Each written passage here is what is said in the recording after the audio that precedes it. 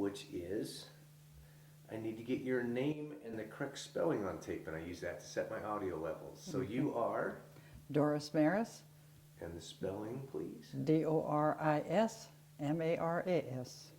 And is that a married or maiden name? Married. And what was your maiden name? Jaderlund. Jaderlund. And where and when were you born? I was born in Roslyn, September 18th, 1928. Okay. So you grew up in Roslyn then? Yes. A lot of people were born and then they moved and moved and moved and moved. Yeah. Well, I moved away for 2 years when I was about 13 or 14 years old. But a majority of your But the rest of the time, school yes. and everything like that. Most of it. As a little girl in Roslyn, do you remember what you wanted to be when you grew up? Was always interested in math and bookkeeping and that type. That was my strong suit in school, was math. So I probably figured I'd be doing that type of work. Did you go on and do some of that, or? Yes, I did. Oh. Locally here, I worked at M&M Building Supply for 28 years. Wow. Bookkeeper. Huh. What was Roslyn like when you were a little girl? Was it a company town? Was it mining? Was that? Yeah, mining. In Ronald, where I live now, the homes were all on company property even. And we weren't able to buy the property until I think it was 1963. Then we could buy the property, and because the houses were always the owner, but not the land. Wow. But then when Burlington Northern kind of went out of the land business, well, they sold it to the people in town.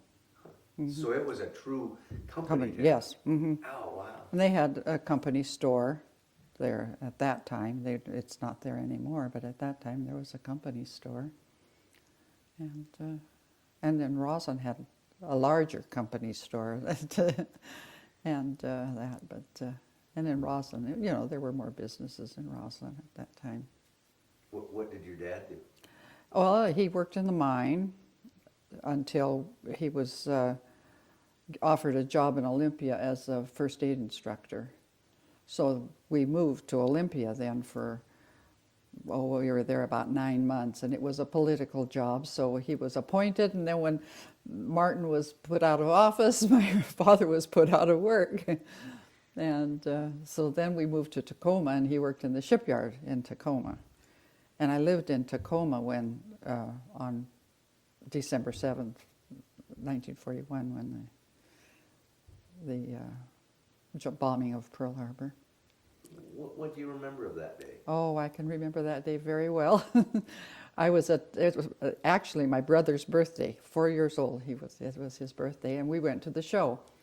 And as the show was on, the screen said, Army Battalion such and such report to Fort Lewis. Well, we thought, well, they're having some kind of a drill or something, And then a while longer in the movie, it comes up, it says, all Army, Navy, and Air Force personnel report to their stations. We thought that was a little bit odd. So after we got home, we turned on the radio, and it says, in case of bombing in Tacoma, do such and such. So that kind of shook us up for a while, and they said we want total blackout in town and in Tacoma, and so that was the first day. And then in Tacoma, it was a lot more intense, the drilling and all of that, than it was we moved here about a year later, and it wasn't as much here. But in Tacoma, we had drills in school where we had to crawl under our desks and put our heads under, our arms. And then another thing I remember about at school, they took all the Japanese children, come up with a bus right to the school, loaded all the Japanese students on the bus, and took them away, and they never came back. And it was odd because one of the boys was actually president of the ASB for the school there at Lincoln Middle School. And they just took them all away. So what grade were you in at that time, Rosie? 8th grade. Well, yeah, 8th grade. So did you have enough concept as an 8th grader? Because that's like, what, 12, 13-ish? Yeah, 13. Did you have enough concept at that time to think, ooh, what's going on? Or was it Oh. just you accepted? Oh, no, you were worried. And then, you know, like my dad was what they called block watch people, I guess, that they had to go out at night, you know, and wear hard hats and patrol the streets. They had certain hours that they would work on, do that. So it was really something that you thought about. Even, you know, and then when they'd blow that whistle at school and you had to jump under your desk, you were wondering, is this the real thing or is it not the real thing? You know, you didn't know. It's just like a fire drill at school. You evacuate for fire drill, but these we hunkered down. Well, did you crawl under the desk or did you have to? Yeah. Crawl under your desk and. So they'd blow the air raid siren or they just, yeah. It was a real sight, just like you hear on the TV in London, you know, it's that sound. So it was different. It's interesting because you think of a lot of little kids growing up being afraid of the boogeyman, and that was a fear to go to bed. Is that the kind of fear that you had during war, or? I don't think I was, you know, worried about it for going to bed and that. Another thing we used to love to do is watch the PT-38s, the planes, the double-tailed planes, you know, and they actually practiced it right over. We could watch them do that. And that was very interesting to do too. Wow. Yeah, we always call them box planes, but I don't know what the real. Huh. So what was your dad doing at this? Because your dad was too old to be in the service. Oh yes. Yeah. So he worked at the shipyard there in Tacoma, and then I guess he just missed Roslyn because he had been born and raised in Roslyn, and he wanted to come back. So we came back here and been here ever since.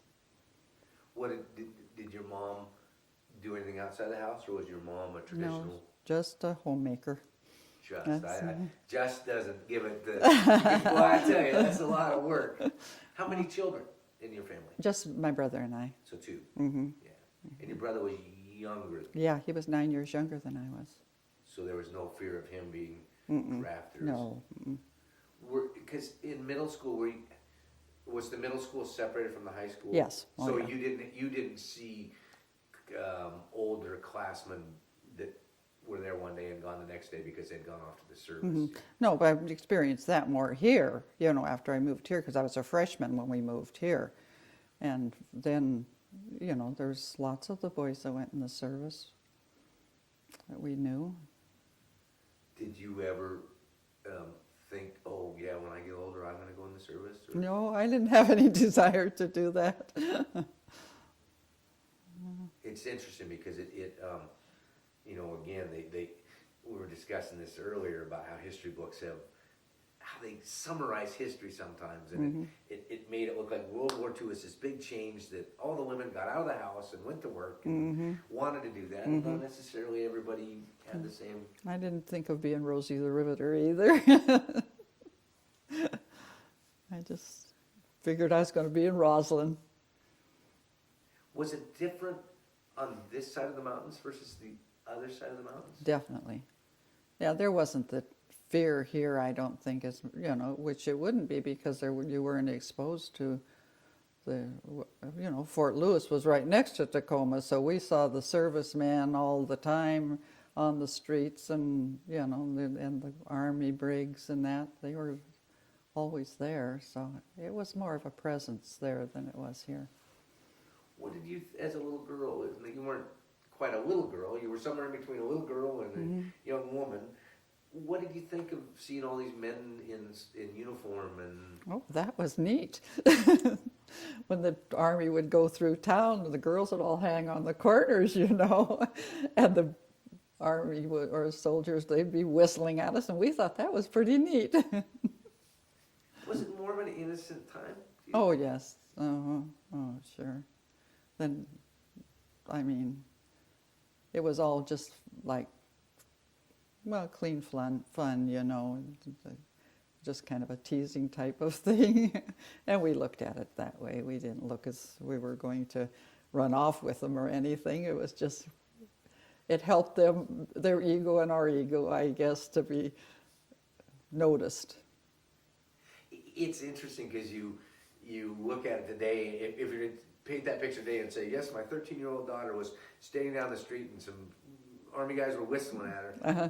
I think parents would have a little different Yeah, view. oh, definitely. Because it is interesting because it does sound so much more, like you said, it did something for your ego and it did something for here's these young boys, I mean, basically. Yeah, right, 18 years old. I mean, we were 14, so. Were there war efforts that you could get involved in through school or anything like that? Oh, or? we did like first aid classes that, and we learned to make beds like the army cots. I don't know where we were going to use it, but we learned little things like that and did some sewing and things, but not a great deal. So was that in school that they taught you how to make beds like? Yeah, in the health classes and that, it was kind of a part of the just kind of letting you know what they were going through, and it was kind of a simulation between what the boys were doing and here's what, let you know that it isn't all just war. And so it's different. So, and you said they did first aid too. Mm-hmm. So they had a first aid class that was kind of geared around just almost anything, like being unconscious and wounds and bones and giving artificial respiration. They called it at that time. You had your partner would lay on the ground and you would get there and pump their chests and. What's interesting, it's the first time I heard anybody say, because I asked if classes changed on that. It's interesting that they taught you, well, it sounds like a fairly serious, that was a war-geared first aid. I don't remember them doing it before that, but it was in with the health class and the gym class and that we did it, so. Wow. Mm-hmm. Do you know, in your mind, did they change your history or geography classes or anything to talk about war, or? Just probably in social studies we did classes, on current events and kind of social, the studies of the countries, that their background and why things like this were happening. It was kind of I guess, same thing the kids are going through today. Learning about Iraq and why we're there and what was their country was, what caused their country to be the way they were. So. Do you think it was a biased education? Because now today we're so politically correct, so PC. Mm-hmm. Do you think that what they were teaching you was not unbiased, or do you think they gave you a biased view of? Oh, I think it was pretty biased at that time. I mean, today would you say Japs? And that's what we called them, the Japs. Yeah. And the Germans were like Nazis. We didn't call, you kind of just related to them that way. You kind of wanted to hate them. They instilled that in, us, that we didn't like them. Which is interesting, because I mean, that was a part of the time. And, Yes. Oh, yes. I mean, there wasn't a second thought. That's just what it was. Yeah. Nobody really, you weren't ostracized for doing it. You know, it was just, that was life. So you moved back here when you were Freshman. so 15-ish, 14. 14. 15, So was it different? I mean, was it void of a lot of the young boys? They just started to go into the service then, I think, you know, in 41, 40. My husband went in 43. And when did you meet him? When he came out of the service. I didn't know him before, and he lived in Ronald and I lived in Roslyn, and I never knew him before, but when he came out of the service, then I met him. Was it right as he was coming out, or was it quite a bit after the... Oh, about maybe 9 months after I think he came home in January, and I met him in the fall of the year. Did that become an issue well, what branch was he in? Army. And where was he, European or? Yeah, he went through the Battle of the Bulge. Did that become a part of your marriage, or was that something that just... Well, he never liked to talk about it, and he still doesn't. He's talking a little more about like he'll talk more, but he still gets very upset when he talks about it. So I never really pushed the issue, you know. But I know his sleeping habits were not good, you know. He would have restless nights that he didn't sleep well. It's interesting because it did change the world, and and that's why I was wondering if and everybody I'm sure dealt with it differently, but when people got married, you weren't in the service, he had been in the service, he saw things that weren't, especially at the Bulls. But if the war became like the ex-girlfriends that needed to be just put in the past and disappear, and you move forward with life, do you think that's how your life went, or? Oh, I kind of think so. Was it time when the war was over that the world got back to normalcy pretty quick, or did it take? Well, I think it took a few years, you know. The boys came back and they weren't ready to go to work. They, gave them that 5220, they called it, like an unemployment. And for a year, they could get $20 a week, and that was substantial for buying their beer. And they partied for a year, basically. The boys felt I guess they figured they earned it, or they just weren't ready to settle down. And so but then, most of them married within 2 years after they come back. So do you think you were at a different, because here they are, they've been through all that they've been through. Like you said, they came back and want some time to go party and do it. Were you at a point where you were kind of now ready to move ahead more, or were you still young enough that... Oh, I was young enough that I wasn't too concerned about the future. I was living day by day. And almost all of, my friends and married the friends of my husband's. So we ended up as a community ourselves. Do you think that it changed women's role in society, or do you think... Oh, definitely. Even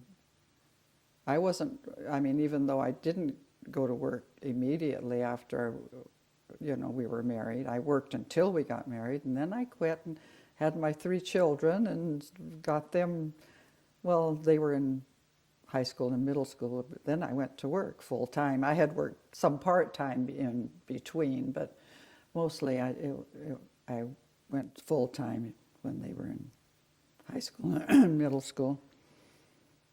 Do you think if World War II hadn't have happened and the Rosie the Riveters, all that, maybe your role would have been different within the family, or? Well, you just don't know, because it was more acceptable for women to be out in the workforce, but you know, the type of work I did, women did anyway, you know, it was a woman's job in the workforce, so it wasn't like going and doing something that the men had done or that. It was interesting, one woman I interviewed, her husband was in the service, and she'd been in the service, and they went up to some beautiful romantic place for him to propose, and he said, I have two questions. Will it be forever, and will you never work out of the house? Oh. And so there was some discussion on that. Yeah. Yeah. Mm-hmm. No. What was dating like when you were in high school? Oh, well, it's a lot different than how they date today. When we were young girls, we didn't want the boy to come to the house and take us to the dance, you know. We wanted to go to the dance ourselves. And there were always local dances, you know. Every Saturday night there was a dance. And so we would go because we wanted to look over the field as much as they did. And until you got into a serious relationship, you didn't really care about just being stuck with one guy all night. You wanted to dance with everybody. So would you generally go as a group of girls? Uh-huh. Yeah, we would go, maybe about 5 of us go together, and then we'd be at the dance, and we'd dance with everybody all night, and then see if we could find the right one to dance the last dance with. So that was the important dance. Yeah, last dance, that's who you usually went home with. And my husband, he had a very famous line. He says, I don't dance very good, but I sure can intermission. So that's... Where were some of the hot spots when you were in high school for dancing? Where did you go to dance? At the Eagles in Cleellum, and at the Masonic Temple in Roslyn, and in the Ronald Gym there was, and then even the Ballard School, or was it Grange Hall, they had dances, and Peel Point had dances. There was always dances available. Live bands? Or? Mm-hmm. Yeah. Now, did you do a dance card at that time, or you just went and... No, we just went. They had dance cards at the school dances, and they were all filled out ahead of time, and that's who you danced with. You got your date, and then he was responsible for filling out your date card, and it was important for him to get the good guys for you to dance with. You know, that was kind of important, status quo. And then we would go and dance with whoever you exchanged with.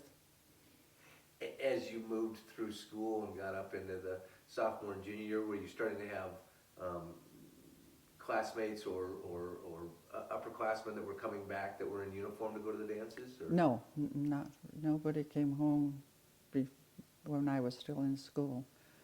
Rarely. I mean, maybe they'd come home for a R&R or something, but for a week or two, but they never...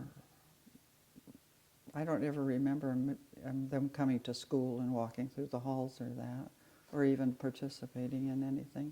Did it get pretty slim pickings for young men to dance with during the war? Or? Yeah, we used to dance. The girls used to dance together sometimes too.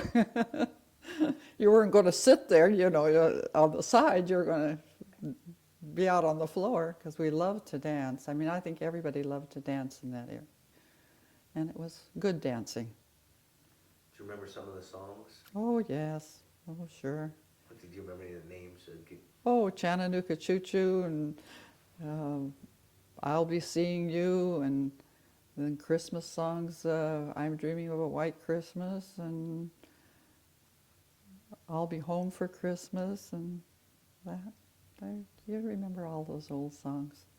Did you hope that the last dance song would be a slow song? Oh, it always was a slow dance. No swinging on that one. It's interesting how some things are so similar and some things are so different. Again, the dances sound so much more, was an innocence. Oh, to it, definitely. You know. Hmm. I mean, there was still some of the same thought process. Oh, yeah. You know, you were checking the cute guys out. And you wanted to make sure you had the right one for the last dance. And but to go to a dance, it wasn't like you had to have a date and you went and that date and you danced all night Yeah. long. You went down and met people. Oh, we would have thought that was horrible if we went to the school dance, you know, and if the guy danced with you all night and not traded you off, you know, traded dances, you would have felt like, oh, what's wrong with me that, you know, he's not getting somebody else to dance with. Yeah, and no, we wouldn't like that at all, that you dance with one person all night, even if he was your date. When you then dated somebody seriously or excuse me, would go out on a date, would you go out to dinner type stuff, or was dancing pretty much the... There was not much going out to dinner. You couldn't afford it at that time. We couldn't afford to be going and spending money on a dinner or anything. Might go have a Coke or something, but that would be it. There was no dinner type things. Were they formal dances? Hmm. The school, well, twice a year. But Twice a year they were formal, yes. The rest of the time, no. The rest of them were called hops, sock hops or that, you know. But that would still be skirts for the women. Oh, yeah. We Oh. never wore pants. To school, never. Mm-mm. That was a no-no. You had to wear dresses. If a girl wore pants, were they a certain type of girl? I mean, was that the... Oh, I don't think that they were allowed to be I don't think they would leave them have pants. I think they would be sent home to dress. I don't ever remember anybody wearing pants. Wow. It's interesting again to see how the world changes. Hmm. I wish they'd go to uniforms in school now. Growing up with them, I hated them, but I agree wholeheartely with you. I think there's a lot of aspects to it. There's a discipline aspect, there's an equality aspect. Right. Yeah. You get focused on what you're really there for, which Mm-hmm. is school. Yeah, right. Yeah. So do you remember the end of the war? Oh, yes. Mm-hmm. Yeah, I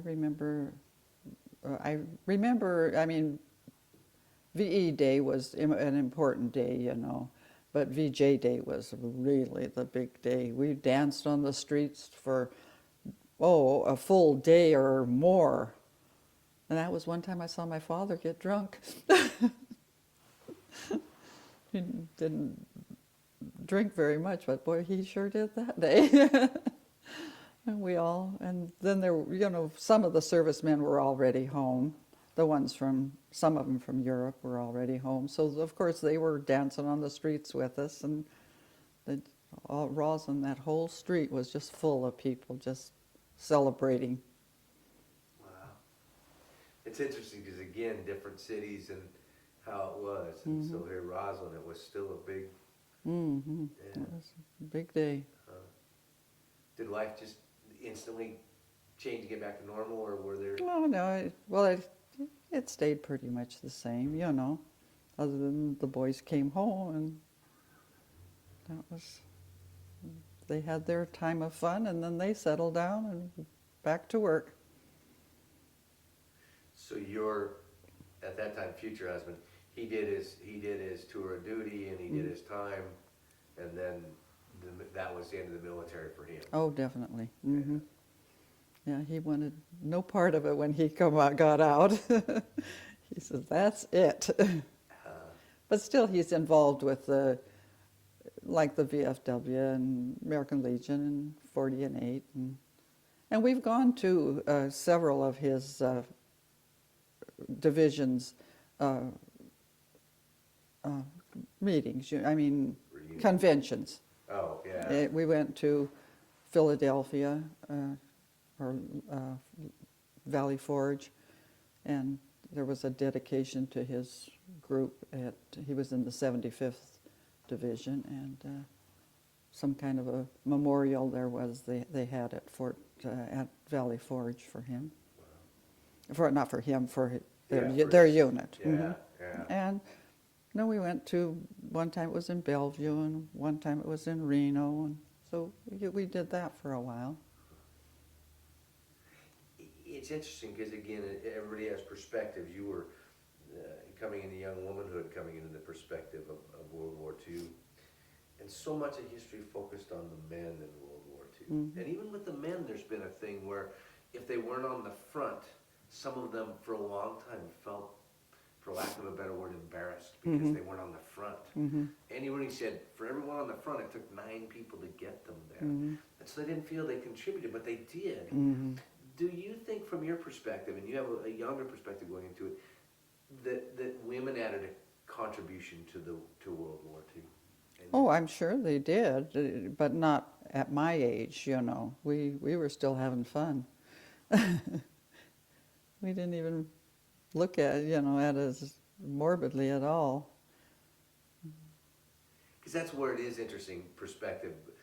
And I know that I was pretty young during the Vietnam War, and that was my same experience. I knew there was a war, but I didn't mean anything.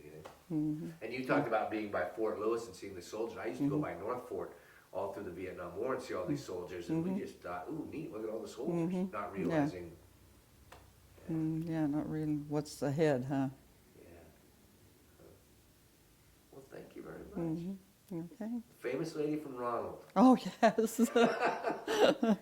I'll have to. I'll let you know that my husband and I live in the house that he was raised in. He's lived in that house for 77 years. Wow. I love families that have histories like that. He's 82, but his original house burnt down, and so the family moved into this one. And other than when he was in the service, that's the only time he hasn't lived in that house since.